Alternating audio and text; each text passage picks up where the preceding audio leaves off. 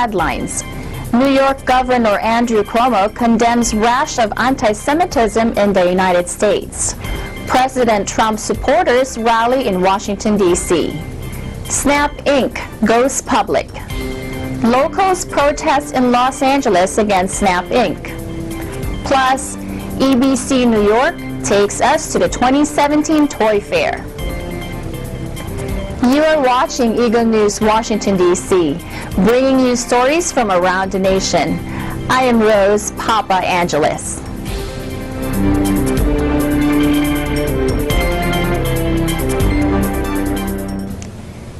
New York Governor Andrew Cuomo, on a visit to Israel's Holocaust Museum, condemns anti-Semitic incidents in the United States and pledges to have zero tolerance for any abuse or discrimination. Eliza Gonzalez-Manglikmat reports. Amid reports of fresh Jewish cemetery vandalism in Brooklyn, New York Governor Andrew Cuomo, on a visit to Israel's Holocaust Memorial, pledged on Sunday to take action against anti-Semitic acts in the country. We must have zero tolerance for any abuse or discrimination of any fellow human being. It is disgusting, it is reprehensible, it violates every tenet of the New York State tradition. Israeli President Reuven Rivlin accompanied Cuomo on his visit and reiterated the one lesson from the Holocaust. Jews must be safe wherever they are in the world, especially and specifically in the United States. Cuomo's visit came only hours after reports of another act of vandalism at a Jewish cemetery in Brooklyn, New York. It said that several headstones were knocked over and the NYPD was investigating. It was the fourth known case of a Jewish cemetery desecration in the United States in the past 2 weeks. But it was yet to be known whether it was motivated by anti-Semitism.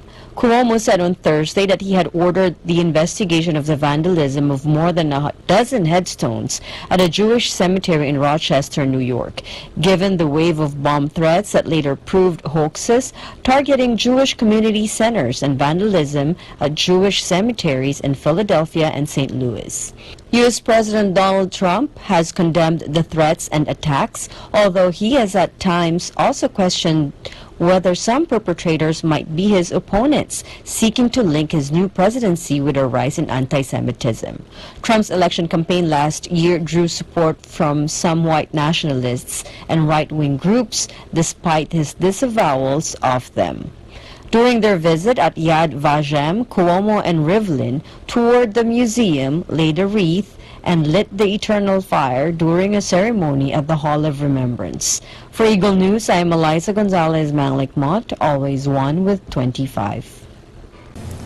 Thank you, Eliza. Supporters of President Donald Trump marched in Washington, D.C. in opposition to a wave of anti-Trump protests that have taken place since his election in November. Jeffrey Nolasco with more. Supporters of President Donald Trump held a rally on Saturday in Washington, D.C. as a counterpoint to a wave of protests that have taken place since his election in November. The rally started near the Washington Monument with supporters marching to the White House. One participant said America has not enough jobs to offer all those from other countries seeking employment in the U.S. I don't think he's against immigrants. You can't open up the floodgates to the world's poor.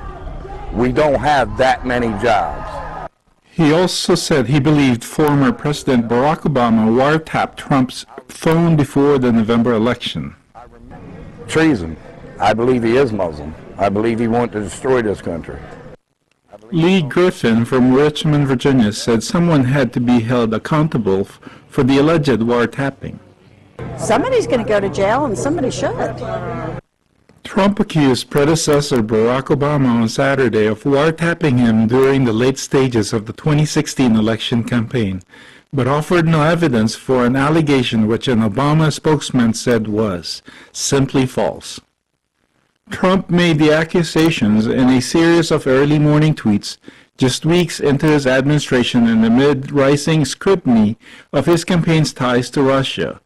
Organizers of the Spirit of America rallies in at least 28 of the country's 50 states had said they expected smaller turnouts than the huge crowds of anti-protesters that clogged the streets of Washington, D.C. and other cities the day after Trump's inauguration on January 20th. Their predictions appeared to be correct, as they were on Monday when similar rallies were held in many towns and cities.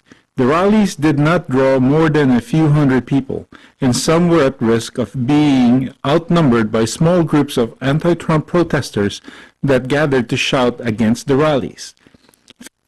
Phil Capron from nearby Virginia weighed in on Vice President Mike Pence, saying there was no comparison whatsoever between his use of a private email account for state business while he was governor of Indiana and the email woes of former Secretary of State Hillary Clinton. No offense, this is the great state of Indiana. I don't think they're talking about anything of national import within those emails. But as someone that holds a security clearance, I don't believe that the Secretary of State doing all that business on an easily accessible to foreign operatives server is just not the same. Clinton's use of a private email server during her time in government became a major point of criticism against her as the Democratic nominee during the 2016 presidential election by Pence, the running mate of President Donald Trump, and others involved in the Republican campaign. For Eagle News, I am Jeffrey Nolasco, and I am 1 with 25. Thank you, Jeffrey. Coming up, Snap Inc. begins trading. Locals protest in Los Angeles as Snap Inc. goes public. Plus, New York hosts the 2017 Toy Fair. Eagle News, Washington, D.C. will be right back.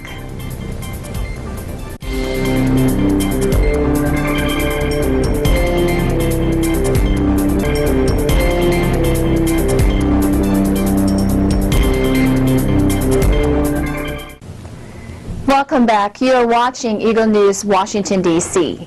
Snap, owner of popular messaging app Snapchat, went public on Thursday, and it projected anyone who bought up to a quarter of its shares to agree not to sell them for a year. Abigail Mayao reports. Investors snapping up Snap shares in a frenzy. Shares rocketed higher on the first day of trading on the New York Stock Exchange, opening at $24, rising more than 40% in morning trading. The owner of the popular Snapchat messaging app priced 200 million shares on Wednesday at $17 each and raised $3.4 billion. That was above expectations. Its initial public offering was oversubscribed more than 10 times, indicating big demand for the shares. Snap now officially sports a market value of roughly $24 billion. That's more than double the size of rival Twitter. And that's richest valuation for a U.S. tech IPO since Facebook 5 years ago. CFRA analyst Scott Kessler says investors are looking for fresh opportunities, and Snap's timing couldn't be better. I think very much like Facebook before, the key to the company's longer-term success is whether they're able to move from more of a niche product, catering to younger people, to one that becomes broader, not just demographically, but around the world. And that's really the challenge of the company as they look to move from a niche product to a mass market product and monetize accordingly. Despite a nearly seven-fold jump in revenue, the 5-year-old company's net loss widened 38% last year. Snap also faces intense competition from larger rivals such as Facebook's Instagram. It's also struggling with decelerating user growth. Reporting for Eagle News, I am Abigail Mayo, and I am 1 with 25. Thank you, Abigail. As Snap Inc. began trading on the New York Stock Exchange, dozens of Venice Beach residents protested in front of the company's headquarters, accusing the tech giant of destroying their community. About 24 protesters holding up posters with slogans like "Snap Rat," "Stop Snap," and "Venice Beach is not for sale" stood in front of the many buildings the company has reportedly bought in the beach town. The protesters say the company is pricing out local businesses and inflating the local real estate market to prices that average people can't afford. I'm here because Snapchat's been growing like a cancer here. They're really affecting the artist community, and if they just stay within the office type buildings, that'd be one thing, but they're not. The protesters accuse Snap of buying out whole blocks of real estate and illegally using many properties zoned as residential as office space. Another major point of contention with locals is the private security service the company employs, which the protesters say block off public streets and turn what used to be a tourist destination into a technology campus. I'd rather see them get a campus. You know, this is a community, not a campus. I have friends that work at Google who are embarrassed by this. They say that they're embarrassing the tech industry. You know, they're more responsible. They're not leaving a big footprint like they are. Snap Inc. released a statement in response to the protests on Thursday that says, quote unquote, "We don't just have our headquarters here. Many of us also call Venice home. We've been very grateful to be a part of this creative community for over the last 4 years, and we've worked closely with local schools and nonprofits to be a good neighbor. No one could have anticipated how quickly we've grown, and we have already begun focusing our future growth outside of Venice." Snap Inc. raised $3.4 billion in its initial public offering on Wednesday night, more than the $3 billion Facebook offered to pay for the company in 2013, and saw its market capitalization bubble up to as much as $29.1 billion.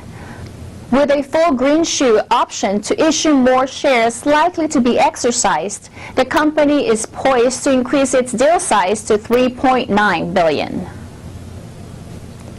EBC New York takes us to the 2017 Toy Fair. That's next. Eagle News, Washington, D.C. We'll be right back.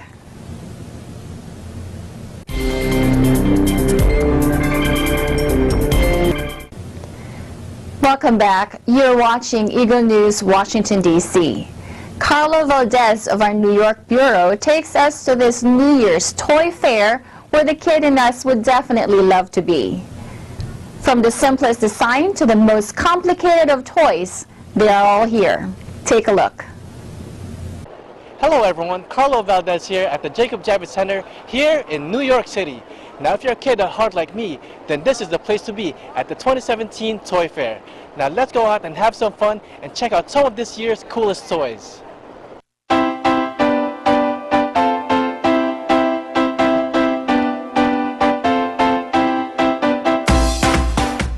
So the Toy Industry Association is actually 100 years old, so we've been running Toy Fair for 100 years.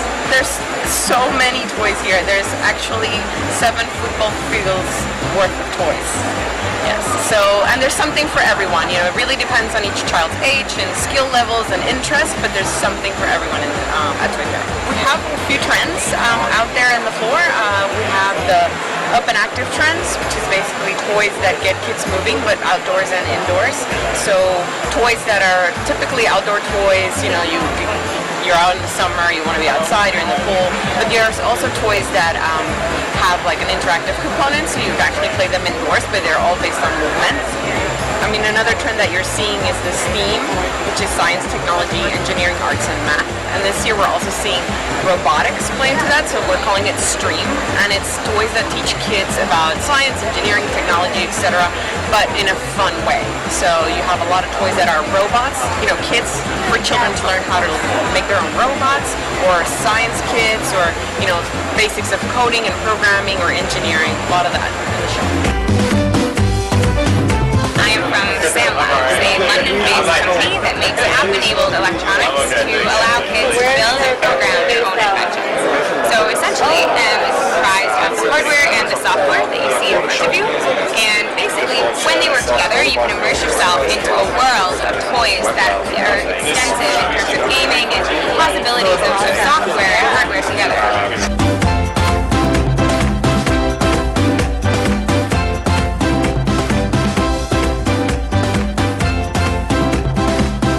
So the property is called Light Seekers, and Light Seekers came out of a partnership with Tomy and PlayFusion. So PlayFusion is the software developer, and they develop the property in the game, and Tomy is the toy manufacturer, and we develop the toys and the cards that go along with it. Overall, it's the next generation of connected play, so there's 3 big elements to it. There are smart action figures, which will interact with the game and interact outside of the game. There is a trading card game, which on its own, it's a full-fledged standalone trading card game. And then there's also an app to it as well, which is a tablet and mobile base for launch, free to play, no in-app purchases to it. And it is the toys and the cards both all interact together with the game to unlock a bunch of cool skills, abilities, and unique experiences.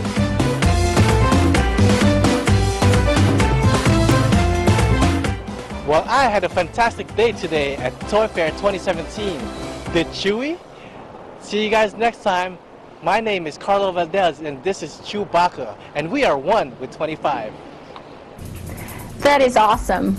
Thank you, Carlo. My sons Brandon and Riley and their dad Ben wouldn't mind spending a whole day there without me. That is today's Eagle News, Washington, D.C. Join us again next time as we bring news that matters to you. Visit our website at Eaglenews.PH. Follow us on Twitter at twitter.com/EagleNewsPH. I am Rose Papa Angeles, and I am 1 with 25.